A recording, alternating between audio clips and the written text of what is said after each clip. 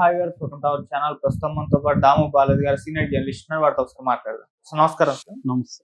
So ప్రముఖ pastor Praveen పగడాలని చనిపోయారు. ఆయన యాక్సిడెంట్ అని అంటున్నారు, కానీ అంటే యాక్సిడెంట్ లో చనిపోయారు, కానీ దాని మీద అనుమానాలు అయితే వ్యక్తం అవుతున్నది. యాక్సిడెంట్ కాదు అని చెప్పేసి పాస్టర్లు అందరూ కూడా చెప్పడం చూస్తున్నాం. మరి ఇప్పుడు అతని ఈ నేపథ్యంలో ఆయన గురించి చర్చించుకుంటున్నారు, ఎవరి ప్రవీణ్ పగడాలని చెప్పేసి. మరి ఆయన బయోగ్రఫీ ఏంటి, ఆయన గురించి ఏం చెప్తారు?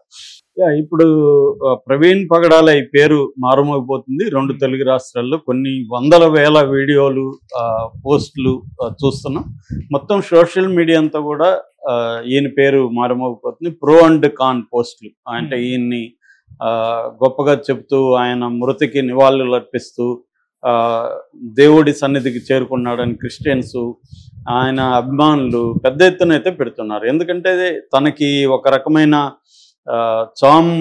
చార్మింగ్ పర్సనాలిటీ ఉంది, చాలా ఆర్గనైజ్డ్గా తన అభిప్రాయాన్ని చెప్పగలుగుతున్నాడు, చదువుకున్నాడు, బాగా యాక్టివ్, దాంతోపాటు ఆయన బిజినెస్ మ్యాన్ కూడా. సో ఒక రకంగా సక్సెస్ఫుల్ హ్యూమన్ బీయింగ్గా కూడా చెప్పుకోవచ్చు. ఆయన పర్సనల్గా కావచ్చు, మతపరంగా కావచ్చు. అందువల్ల చాలామంది, ముఖ్యంగా యూత్కి ఒక ఐకాన్ లాగా, ముఖ్యంగా క్రిస్టియన్ యూత్కి ఒక ఐకాన్ లాగా ఆయన ఉన్నాడు. సో ఆయన మృతి కూడా ఒక మిస్టీరియస్గా జరిగింది. నిన్న రాజమండ్రి దగ్గర రాజానగరం పోలీస్ స్టేషన్ పరిధిలో దివాన్ చెరువు గమన్ బ్రిడ్జి మధ్యలో, గమన్ బ్రిడ్జి దాటిన తర్వాత, రహదారులు దాటిన తర్వాత నయారా అనే ఒక పెట్రోల్ బంకు, దాని ఆపోజిట్లో ఆయన చనిపోయారు. ఆయన ఎలా చనిపోయినారు అనే దానికి ఇప్పటికి కూడా ఇది లేదు. వాళ్ళ ఫ్రెండ్ కంప్లైంట్ ఇచ్చాడు, జనగామ రోషన్ అని, 11 గంటలకు నిన్న. ఆయన అర్లీ అవర్స్లో చనిపోయాడని చెప్తున్నారు. సో దానికి సంబంధించి సీసీటీవీ అయితే ఒకటే బయట వచ్చింది. కొవ్వూరు దాని ఏమంటారు, మన టోల్గేట్ దగ్గర ఉన్న చిన్న ఫుటేజ్. ఆయన మెల్లగా బైక్ని ట్రాఫిక్లోంచి మెల్లగా బయటకు వస్తున్నాడు. వెనకాల లగేజ్ ఉంది బైక్లో, ఇది రాయల్ ఎన్ఫీల్డ్ దీంట్లో వస్తున్నాడు. సో దాని తర్వాత మళ్ళీ ఫుటేజ్ ఏం లేదు. కానీ పోలీసులు ఏం డిక్లేర్ చేశారంటే, సో ఈయన యాక్సిడెంట్లో చనిపోయాడు, ఆయన ఎవరు గుద్దలేదు, బైకే స్కిడ్ అయ్యి పక్కన పడింది, ఆయన మీద ఆ బైక్ పడిపోవడంతో వెయిట్కి ఆయన చనిపోయాడని. సో దీని మీద ఇంకా నిన్నంతా కూడా క్రిస్టియన్ సంఘాలు, దళిత సంఘాలు అనేకం రాజమండ్రి హాస్పిటల్లో దగ్గర చేశారు.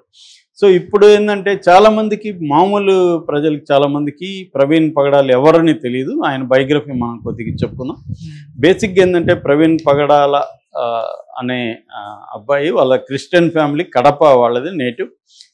ఆయన ఫస్ట్ కడపలో చదువుకున్నాడు, దాని తర్వాత ఉస్మానియా యూనివర్సిటీలో చదువుకున్నాడు. దాని తర్వాత ఆయనకి ఒకరోజు కళ్ళు తెరిచి ప్రార్థన చేస్తుంటే యేసు ప్రభువు అనేక రూపాల్లో ధవల వస్త్రాలు ధరించి కనిపించి, నువ్వు ఇండోర్కి వెళ్ళు అని చెప్పాడు. అప్పటికే ఈయన క్యాట్ ఎగ్జామ్ రాశాడు. క్యాట్ అంటే ఎంబీఏకి ఎంట్రన్స్ ఎగ్జాము. సో ఇండోర్కి వెళ్ళు నువ్వు అని చెప్పాడు. నేను అప్పుడు ఇండోర్ పేరు కూడా వినలేదు. అక్కడి నుంచి నేను ఇండోర్కి వెళ్ళిపోయాను ఇమ్మీడియట్గా. వెళితే నాకు అసలు అక్కడ ఏమో విపరీతమైన చలి, ఎవరూ తెలియదు. అలాంటి కండిషన్లలో నేను వెళ్ళిపోయి ప్రభువు చెప్పాడని నేను అక్కడ వెళ్ళి ఇంటర్నేషనల్ ఎంబీఏ కోర్సులో జాయిన్ అయ్యాను, ఎంబీఏ కంప్లీట్ చేసుకున్నాను అని ఆయన ఒక ఇంటర్వ్యూలో కూడా చెప్పాడు. సో అలా ఆయన ఎంబీఏ చేశాడు, దాని తర్వాత లా చేశాడు. దాని తర్వాత ఈయన టీచర్గా కొద్ది రోజులు పనిచేశాడు. దాని తర్వాత ఫస్ట్ రైట్ ఇన్ఫోటెక్ అని, ఫస్ట్ రైట్ సాఫ్ట్వేర్ అని 2 కంపెనీలని మిత్రులతో కలిసి పెట్టి మేనేజ్ చేసేవాడు. సో ఈయనకి టెక్నాలజీ అంటే ఇష్టం ఉంది, బిజినెస్ మైండ్ ఉంది. అట్ ద సేమ్ టైం తను కొంత తరువుగా చదువుకున్నాడు. ఆయన అపాలజిస్ట్ అనే ఒక గ్రూప్లో కూడా జాయిన్ అయ్యాడు. అపాలజిస్ట్ అంటే క్రిస్టియానిటీలో మతాన్ని గుడ్డిగా ఫాలో కమ్మని చెప్పడం కాకుండా, లాజికల్గా మతం, క్రిస్టియానిటీ ఎందుకు గొప్పది, మిగతా మతాల్లో ఉన్న సమస్యలు ఏంటి అని చెప్పడం ప్రజలకి. అంటే ఒక లాజికల్గా కార్యకారణ సంబంధాన్ని వివరించడం. రెండవది, ఇతర మతాల్లో ఉండే సమస్యల్ని కూడా చెప్పడం. అంటే కంపారేటివ్ స్టడీ అంటారు. అంటే సనాతన హిందూ మతంలో ఏ సమస్యలు ఉన్నాయి, ముస్లిం మతంలో ఏ సమస్యలు ఉన్నాయి, ఆ రెండింటితో పోలిస్తే క్రిస్టియానిటీ ఎందుకు గొప్పదో వివరంగా, లాజికల్గా వివరించడాన్ని అపాలజిస్ట్ అనే ఇది ఉందన్నమాట. అది ఎప్పటి నుంచో క్రిస్టియానిటీలో ఉంటుంది, స్ట్రాంగ్గా ఉంటుంది. సో ఈయన దానికి చెందిన వ్యక్తి అనమాట. సో అందువల్ల వెరీ పాపులర్ అయ్యాడు. అంటే మిగతా వాళ్ళలాగా మనకి ఇప్పుడు అనిల్ కుమార్ వీళ్ళంతా ఏంటంటే దాంట్లో మహిమల్ని చూపించడం, ఆ రకంగా క్రిస్టియానిటీని వాళ్ళు ప్రచారం చేయడం ఇవన్నీ జరుగుతుంది. ఈయన మహిమలు అవన్నీ చెబుతాడు, క్రైస్తవ యొక్క గొప్పదనం అవన్నీ చెబుతాడు. అట్ ద సేమ్ టైం లాజికల్గా ఆయన డిబేట్స్ ఎక్కువగా నిర్వహిస్తాడు. ఏదో హిందూ పూజారులతో కూడా ఆయన అనేక డిబేట్స్లోకి పాల్గొంటాడు. ఎక్కడ సంయమనం కోల్పోడు, చాలా ప్లెజెంట్గానే వాళ్ళతో మంచిగా ఉంటూనే వాళ్ళతో డిబేట్ చేయడం, వాళ్ళని ప్రశ్నించడం. ముఖ్యంగా కుల వ్యవస్థలో దళితుల పరిస్థితి మీద, మనుధర్మ శాస్త్రాన దీని మీద ఈయన గట్టిగా ప్రశ్నించిన సందర్భాలు చాలా స్ట్రాంగ్గా ఉంటాయన్నమాట. సో అలాగా ఈయన 45 ఏళ్ళు, ఈయన పుట్టింది వచ్చి December 30, 1979. ఈయనకి 2 రాష్ట్రాల్లో కూడా విపరీతం ఇది ఉంది.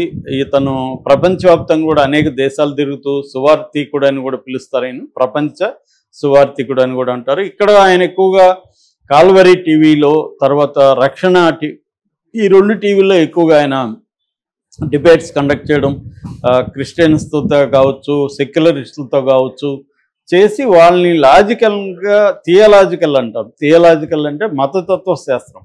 అట్లా మతతత్వ శాస్త్రపరంగా ఇతను జ్ఞానాన్ని ప్రదర్శించడం, హిందూ మతంలో సనాతన ధర్మం అంటేనే కుల ధర్మం, కుల వ్యవస్థ వివక్షత ఉంది అని దాన్ని ఆధారాలతో కూడా చెప్పడం, వాళ్ళని ఛాలెంజ్ చేయడం. రాముడి కాలంలో కులం లేదంటే, కులం లేకపోతే కులపతి అనే బిరుదు అక్కడ ఎందుకు పోస్ట్ వచ్చింది, కులపతి అంటేనే కులం అన్నట్టు కదా అని ఇలాగా మన ఇండియన్ హిందూ స్క్రిప్చర్స్ని ఆయన అనలైజ్ చేయడం. అట్లాగే బైబిల్కి సంబంధించి ఆయనకు తరువు నాలెడ్జ్ ఉంది. వాటిని అప్లై చేస్తూ ఇవాళ కొంత ప్రోగ్రెసివ్గా స్త్రీలు బట్టలు వేసుకోవచ్చా అనేది వాళ్ళ స్వేచ్ఛకు వదిలేయాలి అని, ఇట్లాగా అంటే స్త్రీలు కూడా పాస్టర్స్గా ఉండొచ్చు అని, అంటే యూత్కి ఆయన ఒక ఐకాన్ లాగా ఉన్నాడు. ఒక పక్క బిజినెస్లో సక్సెస్ అయ్యాడు, టెక్నాలజీలో అడ్వాన్స్మెంట్ అయ్యాడు. రెండోది ఇవాళ యూత్కి సరిపోయే విధంగా ఆయన మాట్లాడడం. ఆయనకి ఏంటంటే ఒక పర్సనల్ చామ్ కూడా కనిపిస్తుంది. 45 ఏళ్ళు అంటే దాదాపు 10-12 ఏళ్ళ నుంచి ఆయన గట్టిగానే ఈ రంగంలో ఉంటున్నాడు.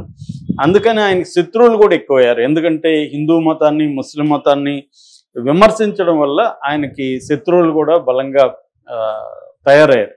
సో ఈయన్ని చంపేస్తామని కూడా గతంలో చాలామంది ఇచ్చాడు. ఒక 1 month బ్యాక్కే ఆయన పోస్ట్ పెట్టాడు, నన్ను చంపేస్తామని పత్వా రిలీజ్ అయింది అని కూడా ఆయన పెట్టాడు. అప్పుడే ఆందోళన వ్యక్తం చేశారు. సో ఆయనకు 3 రకాల ఎనిమీస్ ఉన్నట్టుగా మనకు ప్రధానంగా కనిపిస్తుంది. ఒకటి హిందుత్వ శక్తులు, అంటే ఆర్ఎస్ఎస్ కావచ్చు, హిందుత్వ శక్తులు. ఫర్ ఎగ్జాంపుల్ కరుణాకర్కి ఈయనకు కూడా చాలా గొడవలు జరిగినట్టు చెప్తున్నారు.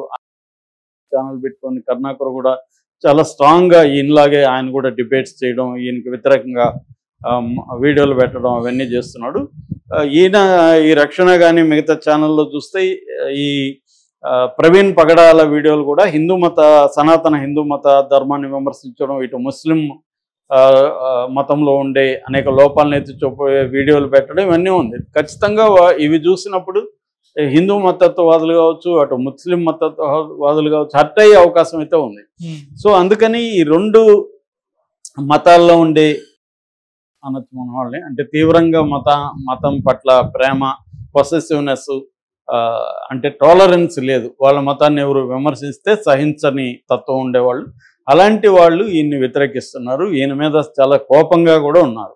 అంటే మా రాముణ్ణి నువ్వు ప్రశ్నిస్తావా, మా మతాన్ని నువ్వు కించపరుస్తావా, నీ మతాన్ని నువ్వు పొగుడుకోగాని మా మతాన్ని కించపరిచే హక్కు నీకెవరు ఇచ్చారు అన్న యాంగిల్ నుంచి వీళ్ళు గట్టిగా వ్యతిరేకించేవాళ్ళు ఉన్నారు. అలాగే క్రిస్టియానిటీలో కూడా ఈయనకి వ్యతిరేకులు చాలామందే ఉన్నారు. ఎందుకంటే చాలామంది ఏంటంటే మన మతాన్ని ప్రచారం చేసుకోవచ్చు, కానీ మనం ఈ దేశంలో మెజారిటీగా ఉంటున్న హిందువులని కించపరిచే విధంగా, వాళ్ళని రెచ్చగొట్టే విధంగా ప్రవర్తిస్తే మనకి ఎనిమీలు అనవసరంగా తయారవుతారు.